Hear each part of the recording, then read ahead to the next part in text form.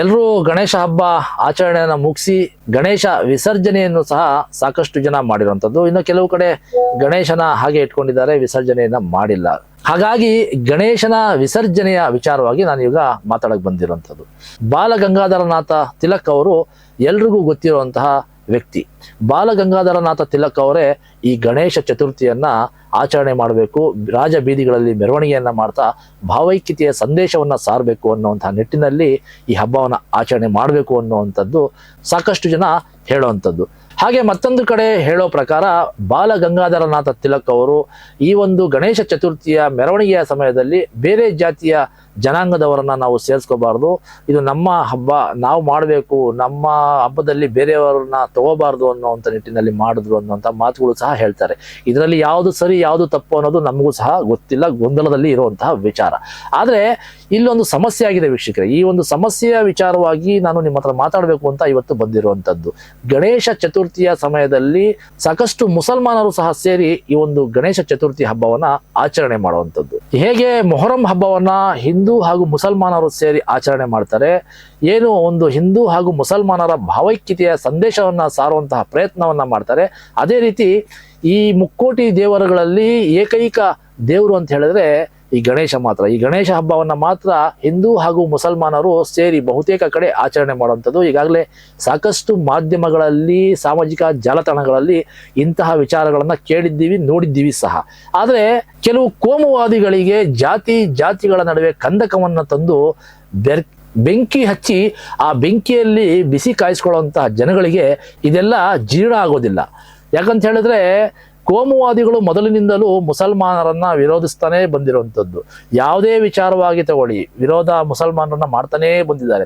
ಕಳೆದ ಕೆಲವು ದಿನಗಳ ಹಿಂದೆ ಪ್ರತಾಪ್ ಸಿಂಹ ಅವರು ಒಂದು ಭಾಷಣದಲ್ಲಿ ಹೇಳ್ತಾರೆ, ಆ ಮುಸಲ್ಮಾನರನ್ನ ಗುಂಡಿಕ್ಕಿ ಕೊಲ್ಬೇಕು. ಯಾವ ಮುಸಲ್ಮಾನರನ್ನ ಗುಂಡಿಕ್ಕಿ ಕೊಲ್ಬೇಕು, ಎನ್ಕೌಂಟರ್ ಮಾಡಬೇಕು ಅಂತ ಹೇಳಿದ್ರೆ ಪ್ರವೀಣ್ ನೆಟ್ಟಾರು ಅಂತಹ ವ್ಯಕ್ತಿಗಳನ್ನ ಮುಸಲ್ಮಾನರು ಹತ್ಯೆಗೈದಿದಾರಲ್ಲ ಅಂಥವ್ರನ್ನ ಸರ್ಕಾರ ಅಥವಾ ಇಲಾಖೆ ಅವ್ರನ್ನ ಎನ್ಕೌಂಟರ್ ಮಾಡಬೇಕು ಅನ್ನೋ ಮಾತನ್ನ ಪ್ರತಾಪ್ ಸಿಂಹ ಅವರು ಹೇಳಿರುವಂಥದ್ದು.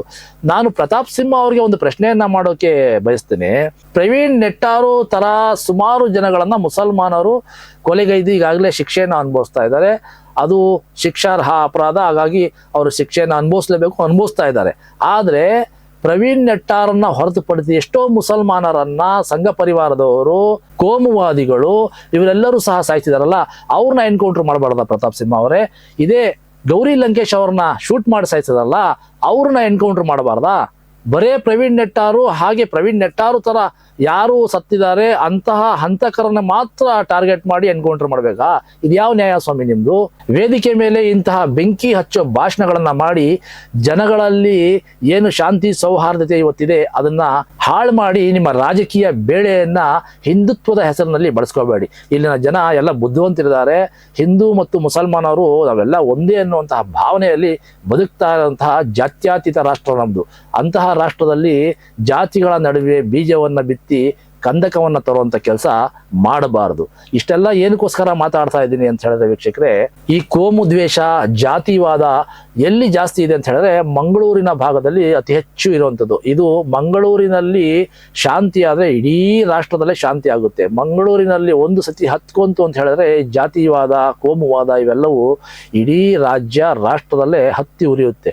ಹಾಗಾಗಿ ಈ ಒಂದು ಪ್ರಕರಣದ ಬಗ್ಗೆ ನಾನು ಮಾತಾಡಲೇಬೇಕು ಅಂತ ಇವತ್ತು ಬಂದಿರುವಂಥದ್ದು. ಮಂಗಳೂರಿನ ಬೆಳಂದೂರಿನಲ್ಲಿ ಒಂದು ಗಣೇಶ ವಿಸರ್ಜನೆಯ ಸಮಯದಲ್ಲಿ ಮುಸಲ್ಮಾನರು ಸಿಹಿ ಹಾಗೂ ಪಾನೀಯಗಳನ್ನ ಕೊಡಬಾರದು ಅನ್ನುವಂತಹ ಮನವಿ ಪತ್ರವನ್ನ ಅಲ್ಲಿನ ಮಸೀದಿಗೆ ಅಲ್ಲಿನ ಗಣೇಶ ಕುಂಡಿಸಿದಂತಹ ಒಂದು ಆಡಳಿತ ಮಂಡಳಿ ಕೊಟ್ಟಿರುವಂಥದ್ದು.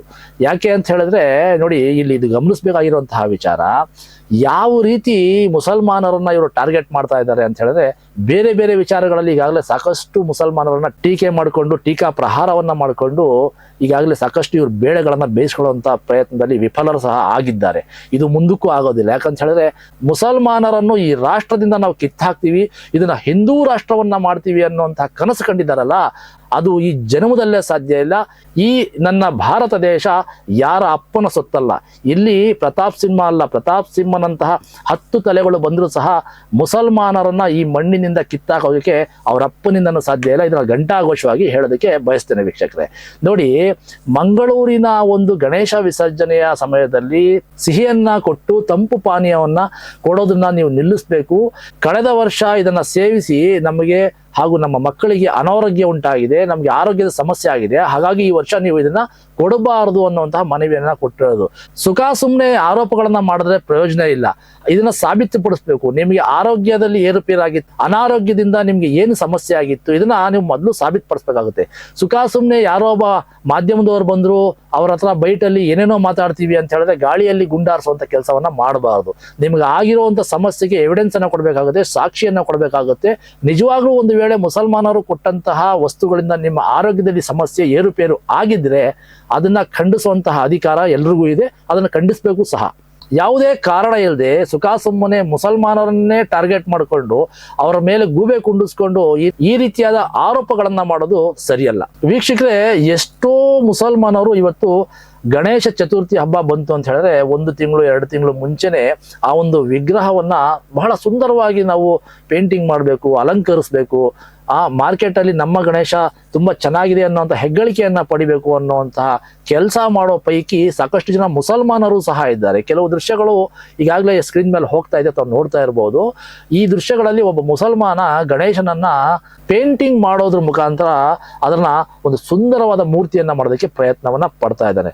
ಗಣೇಶನ ಹಬ್ಬದ ಆಚರಣೆ ಸಮಯದಲ್ಲಿ ಮುಸಲ್ಮಾನರು ಸೇರಿ ಗಣೇಶನ ಹಬ್ಬವನ್ನ ಆಚರಣೆ ಮಾಡಿದ್ದಾರೆ. ಗಣೇಶನ ವಿಸರ್ಜನೆ ಸಮಯದಲ್ಲೂ ಸಹ ಭಾಗಿಯಾಗಿದ್ದಾರೆ. ಸಾಕಷ್ಟು ಉದಾಹರಣೆಗಳಿವೆ ನಮ್ಗೆ, ನಾವು ಮಾಧ್ಯಮಗಳಲ್ಲೂ ಸಹ ನೋಡ್ತಾ ಬಂದಿದ್ದೀವಿ. ಹಾಗಾಗಿ ಏನು ಮೊಹರಂ ಹಬ್ಬದಲ್ಲಿ ಹಿಂದೂ ಹಾಗೂ ಮುಸಲ್ಮಾನರು ಸೇರಿ ಮೊಹರಂ ಆಚರಣೆ ಮಾಡೋದ್ರ ಮೂಲಕ ಭಾವೈಕ್ಯತೆಯ ಸಂದೇಶವನ್ನ ಸಾರೋದಕ್ಕೆ ಹೊರಟಿದ್ದಾರೆ. ಅದೇ ರೀತಿ ಗಣೇಶನ ಹಬ್ಬದಲ್ಲೂ ಸಹ ಹಿಂದೂ ಹಾಗೂ ಮುಸಲ್ಮಾನರು ಸೇರಿ ಹಬ್ಬವನ್ನ ಆಚರಣೆ ಮಾಡಿ ಒಂದು ಭಾವೈಕ್ಯತೆಯ ಸಂದೇಶವನ್ನ ಸಾರೋಕೆ ಹೊರಟಿರುವಂಥದ್ದು. ಸುಖ ಸುಮ್ಮನೆ ಇಲ್ಲದೆ ಇರುವಂತಹ ಆರೋಪಗಳನ್ನ ಮಾಡ್ತಾ ಮುಸಲ್ಮಾನರನ್ನ ಸಮಾಜದಿಂದ ದೂರ ಇಡುವಂತ ಒಂದು ಪ್ರಯತ್ನದಲ್ಲಿ ನೀವು ಯಶಸ್ವಿ ಆಗ್ತೀರಾ ಅಂತ ಹೇಳಿದ್ರೆ ಅದು ಅಸಾಧ್ಯವಾದಂತಹ ಮಾತು. ಕಳೆದ ಬಾರಿ ಕೊರೋನಾದಲ್ಲಿ ತಾವು ನೋಡಿರಬಹುದು, ಕೊರೋನಾ ಸಮಯದಲ್ಲಿ ಸತ್ತಂತಹ ತಂದೆಯ ಶವ ಸಂಸ್ಕಾರಕ್ಕೆ ಮಕ್ಕಳು ಬರಲಿಲ್ಲ, ತಾಯಿಯ ಶವ ಸಂಸ್ಕಾರಕ್ಕೆ ಮಕ್ಕಳು ಬರಲಿಲ್ಲ. ಎಷ್ಟೋ ಹೆಣಗಳು ಬೀದಿ ಹೆಣ ಆಗಿ ಸತ್ರು, ಅದನ್ನ ಮುಟ್ಟೋಕ್ಕೂ ಸಹ ಯಾರು ಹೋಗ್ಲಿಲ್ಲ. ಕಾರ್ಪೊರೇಷನ್ ಅವರು JCB ಮುಖಾಂತರ ಅದನ್ನ ಒಂದು ಗುಂಡಿ ಮಾಡಿ ಎಲ್ಲರನ್ನೂ ಒಂದೇ ಗುಂಡಿಯಲ್ಲಿ ಮುಚ್ಚುವಂತಹ ದೃಶ್ಯಗಳನ್ನು ನಾವು ನೋಡಿದ್ವಿ. ಆ ಒಂದು ಸಮಯದಲ್ಲಿ ತಮ್ಮ ಪ್ರಾಣದ ಹಂಗನ್ನ ತೊರೆದು ಆ ಒಂದು ಸಮಯದಲ್ಲಿ ಯಾರೆಲ್ಲ ವಿಧಿವಶರಾದ್ರು ಅಂತಹ ವ್ಯಕ್ತಿಗಳನ್ನ ಅವರವರ ಸಂಪ್ರದಾಯದ ಪ್ರಕಾರ ಮಣ್ಣು ಮಾಡೋಕ್ಕೆ ಮುಂದೆ ಬಂದಂತವರು ಇದೇ ಮುಸಲ್ಮಾನರು. ಅಷ್ಟೆಲ್ಲ ಯಾಕೆ, ಹೊಸದಾದಂತಹ ವಿಚಾರ ಒಂದು ಹೇಳ್ತೀನಿ. ವಾಯ್ನಾಡಿನಲ್ಲಿ ಪ್ರವಾಹಕ್ಕೆ ಸಿಲುಕಿ ಸಾಕಷ್ಟು ಜನ ಮನೆ ಮಠ ಎಲ್ಲವನ್ನೂ ಕಳ್ಕೊಂಡ್ರು. ಸತ್ತವನು ನನ್ನ ಅಣ್ಣನೋ ತಮ್ಮನೋ ತಂಗಿಯೋ ತಾಯಿಯೋ ಯಾರು ಅನ್ನೋದನ್ನ ಐಡೆಂಟಿಫಿಕೇಶನ್ ಮಾಡೋಕ್ಕೂ ಸಹ ಒಬ್ಬ ವ್ಯಕ್ತಿಯಲ್ಲಿ ಉಳಿಲಿಲ್ಲ. ಅನಾಥ ಶವಗಳು ಎಲ್ಲವೂ ಸಿಕ್ಕಿದಂಥವು. ಅಂತಹ ಶವಗಳನ್ನ ಪತ್ತೆ ಹಚ್ಚುವಲ್ಲಿ, ಬದುಕಿದಂತಹ ವ್ಯಕ್ತಿಗಳಿಗೆ ಆಹಾರವನ್ನ ಪೂರೈಸುವಲ್ಲಿ ಮುಂದೆ ಬಂದಿದ್ದು ಇದೇ ಮುಸಲ್ಮಾನರು. ವೀಕ್ಷಕರೇ, ನಾನಿಲ್ಲಿ ಮುಸಲ್ಮಾನರ ಪರವಾಗಿ ಅಥವಾ ಹಿಂದೂಗಳ ವಿರುದ್ಧವಾಗಿ ಮಾತಾಡ್ತಾ ಇಲ್ಲ. ಸಮಾಜದಲ್ಲಿ ಇರುವಂತಹ ವಾಸ್ತವ್ಯವನ್ನ ನುಡಿತಾ ಇದ್ದೀನಿ. ಸಾಮಾನ್ಯ ಜನರಲ್ಲಿ ನಾನು ಹಿಂದೂ ನೀನು ಮುಸಲ್ಮಾನ ಅನ್ನುವಂತಹ ಯಾವುದೇ ರೀತಿಯಾದ ಭೇದ ಭಾವ ಇಲ್ಲ. ಅವರೆಲ್ಲರೂ ಸಹ ಚೆನ್ನಾಗೇ ಇದ್ದಾರೆ. ಕೆಲವು ರಾಜಕಾರಣಿಗಳು ಅವರ ರಾಜಕೀಯ ದುರುದ್ದೇಶದಿಂದ ಕೆಲವು ಹಿಂದೂ ಪರ ಸಂಘಟನೆಗಳು ಹಿಂದುತ್ವದ ಹೆಸರಿನಲ್ಲಿ ಅವರ ಬೇಳೆಯನ್ನ ಬೇಯಿಸ್ಕೊಳ್ಳೋದಕ್ಕೋಸ್ಕರ ಇಂತಹ ಮಾತುಗಳನ್ನ ಮಧ್ಯದಲ್ಲಿ ತರ್ತಾ ಇರ್ತಾರೆ. ಇಂತಹ ಮಾತುಗಳು ಸಾಕಷ್ಟು ಬರ್ತಾ ಇರ್ತವೆ, ಹೋಗ್ತಾ ಇರ್ತವೆ. ಇವರ ಯೋಗ್ಯತೆಗಳು ಏನು ಅನ್ನೋದು ಈಗಾಗಲೇ ಸಮಾಜಕ್ಕೆ ಗೊತ್ತಾಗಿರುವಂಥದ್ದು. ಹಾಗಾಗಿ ಇಂತಹ ವಿಚಾರಗಳನ್ನ ಯಾರು ಸಹ ತಲೆಗೆ ಹಾಕೋಬಾರ್ದು. ಇಂಥ ವಿಚಾರಗಳೇನಾದ್ರೂ ಬಂತಂದ್ರೆ ಅದನ್ನ ಇಗ್ನೋರ್ ಮಾಡ್ತಾ ನಾವೆಲ್ಲರೂ ಒಂದೇ, ಈ ಭಾರತಾಂಬೆಯ ಮಕ್ಕಳು. ಈ ಒಂದು ರಾಷ್ಟ್ರ ಜಾತ್ಯತೀತ ರಾಷ್ಟ್ರ. ಇಲ್ಲಿ ಹಿಂದೂ, ಮುಸ್ಲಿಂ, ಕ್ರೈಸ್ತ ಪ್ರತಿಯೊಬ್ಬ ಜಾತಿ ಜನಾಂಗದವನು ಬಾಳಿ ಬದುಕ್ತಾ ಇದ್ದಾನೆ, ಮುಂದೇನು ಬಾಳ್ತಾನೆ ಬದುಕ್ತಾನೆ ಅನ್ನೋದನ್ನ ಹೇಳ್ತಾ ಈ ಒಂದು ಕಾರ್ಯಕ್ರಮವನ್ನು ಮುಕ್ತಾಯ ಮಾಡ್ತಾ ಇದ್ದೀನಿ. ನಮಸ್ಕಾರ.